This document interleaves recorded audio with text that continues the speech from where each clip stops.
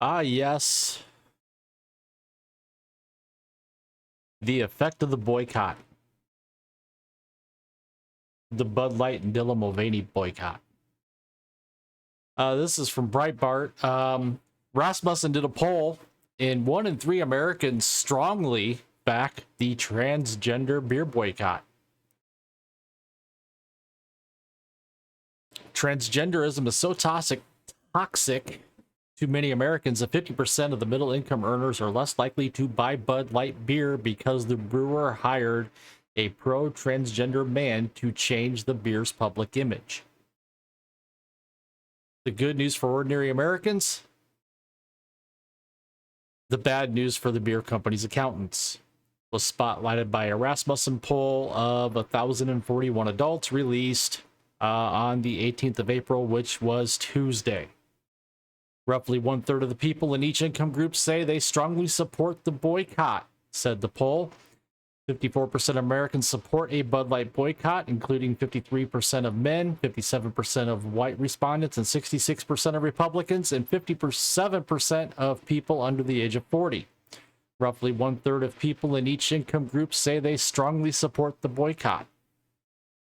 Just 18% strongly oppose a boycott, including 30% of Democrats and 11% of Republicans. Overall, the plurality of Democrats say they support the movement, 44-43.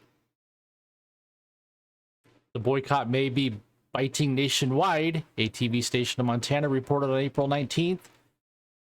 Aaron Swain is the owner of the Red Door in Billings and is one of many local bars that have seen Bud Light sales plummet ever since the beer giant teamed up with transgender TikTok influencer Dylan Mulvaney during March Madness. We have seen a decline month to date. The first 18 days of April versus the first 18 days of March, we're down 38% on Bud Light. As we know, the boycott was triggered when Anheuser-Busch hired transgender, or I'd say transgender, advocate Dylan Mulvaney to market Bud Light beer, even though Mulvaney is a prominent and unhappy advocate for the revolutionary campaign to deny the two sexes. When the ad was announced, 5,600 news articles were published about the controversy in 2 weeks. Axios.com reported on April 18th. The news received over 6 million social interactions, likes, shares, comments, according to NewsWhip data. The poll spotlights Americans' deep opposition to Mulvaney's transgender ideology, which seeks to outlaw civic and legal distinctions between men and women and boys and girls. This all ties back into what the Biden admin is trying to do with Title IX, by the way. The revolutionary change would suppress the public civic recognition of the different and complementary heterosexual needs of the two sexes. That suppression would create many opportunities for government officials and their political allies to manage the resulting civic conflicts and personal damage for their economic and political advantage. GOP politicians are increasingly unified in opposition to the transgender push, and many polls show that most moderate swing voters oppose the fast-expanding transgender ideology. Since the disastrous marketing decision, the beer company has tried to maneuver out of the PR meltdown without further angering beer drinkers or the many influential pro-transgender advocates in President Joe Biden's administration. We never intended to be part of a discussion that divides people, said the company's CEO. We're in the business of bringing people together over a beer. However, people are no longer being brought together over a Bud Light. However, even this symbolic retreat has prompted complaints from pro-transgender elites.